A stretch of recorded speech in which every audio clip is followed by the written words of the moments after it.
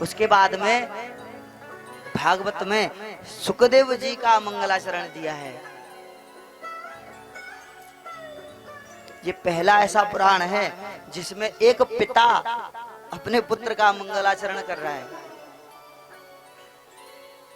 यहाँ पर भगवान वेद व्यास अपने पुत्र सुखदेव जी की वंदना कर रहे हैं।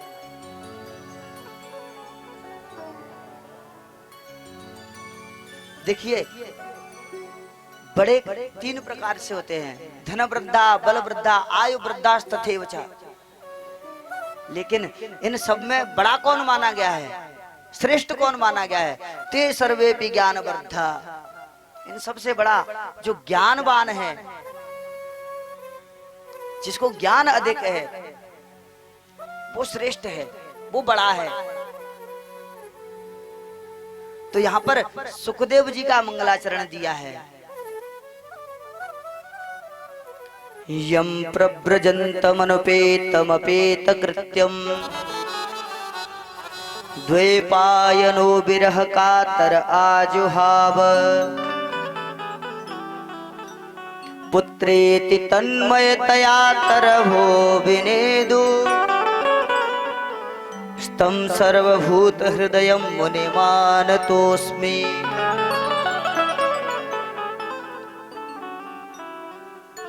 सुखदेव जी का बड़ा सुंदर मंगलाचरण दिया है। यम प्रव्रजन्तमनुपेतमपेत कृत्यम। जिन सुखदेव जी का जन्म हुआ, माता के गर्भ से बाहर निकले और वैराग्य लेकर के सीधे जंगल को चले गए। यम प्रव्रजंत मन अपेत कृत्यम, माने उनका कोई भी कृत्य नहीं हुआ। कृत्य माने संस्कार। जैसे जब बालक जन्म लेता है तो जन्म से मरने तक के 16 संस्कार होते हैं, जिनमें पहला होता है नाल छेदन संस्कार। जब बच्चा जन्म लेता है तो उसका नाल छेदन किया जाता है। लेकिन सुखदेव जी का कोई संस्कार नहीं हुआ। अपेत कृत्यम माने जन्म लिया और सीधा वैराग्य लेकर के जंगल की तरफ जा रहे हैं। वो जो नाल लटक रहा था उसको कंधे पर डाल करके सीधे जंगल की तरफ चले गए। द्वैपायनो विरह कातर आजुहाव। द्वैपायन माने भगवान वेद व्यास का नाम है द्वैपायन। उनका पूरा नाम कृष्ण द्वैपायन व्यास है। तो भगवान वेद व्यास जी जब देखा कि बच्चा जन्म लेते ही जंगल की तरफ वैराग्य लेकर के जा रहा है, तो उसको रोकने के लिए पीछे पीछे भाग रहे हैं कि बेटा तुम मुझे छोड़ करके मत जाओ, मेरे तुम ही एकमात्र सहारे हो, तुम चले जाओगे तो मेरा क्या होगा, मेरा कौन है इस दुनिया में। पीछे रोते रोते जा रहे हैं। विरह कातर आजुहाव, विरह से दुखी होते हुए रोते हुए चिल्ला रहे हैं, अरे बेटा रुक जाओ, बेटा सुखदेव तुम मुझे छोड़ करके मत जाओ। लेकिन पुत्रेति तन्मयतया, सुखदेव जी कैसे जा रहे हैं? तन्मय होकर के चले जा रहे हैं, भगवान का भजन करते हुए जा रहे हैं, तन्मय होकर के। और व्यास जी पीछे रोते रोते पुकार रहे हैं, बेटा मुझे छोड़ करके मत जाओ। जब व्यास जी को रोते हुए देखा तो आज सुखदेव जी तो नहीं बोले, लेकिन वृक्ष बोल पड़े हैं। वृक्ष कहने लगे हैं, पुत्रेति तन्मयतया तरवो अभिनेदु। तरव माने तरु किसको कहते हैं? वृक्ष को कहते हैं, पेड़ को कहते हैं।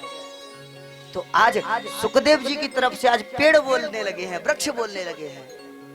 देखिए ये है भक्ति।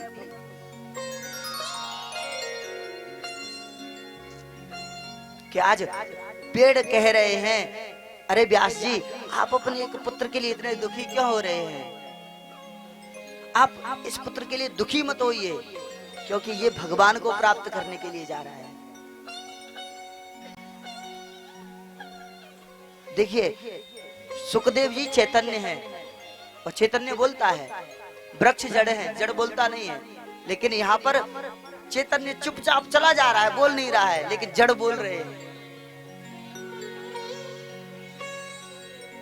वृक्षों ने कहा कि आप अपने एक पुत्र के लिए शोक मत करिए, क्योंकि आपका पुत्र परोपकार के लिए जा रहा है, संसार की भलाई के लिए जा रहा है।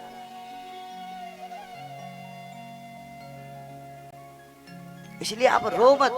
अरे आप तो एक पुत्र के लिए रोते हैं, हमको देखो हमारे सैकड़ों पुत्र होते हैं। वृक्षों के पुत्र कौन होते हैं? फल। लोग पत्थर मारते हैं, वृक्ष उन्हें फल दे देते हैं। वृक्ष कह रहे हैं कि हमारे पुत्रों को खा करके लोग अपनी भूख मिटाते हैं, तो हमें दुख नहीं होता, हमें खुशी होती है। क्यों? क्योंकि हमारा पुत्र किसी के काम आया। परोपकारार्थ इदम शरीरम, ये जो शरीर हमको प्राप्त हुआ है किसके लिए है? ये शरीर परोपकार के लिए मिला है, दूसरों को कष्ट देने के लिए नहीं मिला है। और ऐसे बहुत कम पुत्र होते हैं जो अपने पिता की कीर्ति को बढ़ाएं, जो परोपकार में लग जाएं। नहीं तो आज के जमाने में पुत्र होते ही संसारिक मोह माया में लग जाते हैं, कुकर्मों में लग जाते हैं। वृक्ष कह रहे हैं अरे व्यास जी, आपका पुत्र तो समाज की भलाई के लिए जा रहा है, आप उसके लिए चिंता मत करो। आपको चिंता तब करनी चाहिए थी जब आपका पुत्र गलत मार्ग पे चला जाता, तब चिंतनीय विषय होता। लेकिन आपका पुत्र तो भगवान को प्राप्त करने के लिए जा रहा है। लेकिन व्यास जी सुन नहीं रहे हैं और पीछे पीछे रोते रोते जा रहे हैं। बेटा रुक जाओ, तुम मुझे छोड़ करके मत जाओ। तम सर्वभूत हृदयम मुनि मानतोस्मि। भगवान वेद व्यास जी कह रहे हैं कि ऐसे सुखदेव को मैं प्रणाम करता हूं, क्योंकि ये सर्वश्रेष्ठ हैं भगवान के भक्तों में।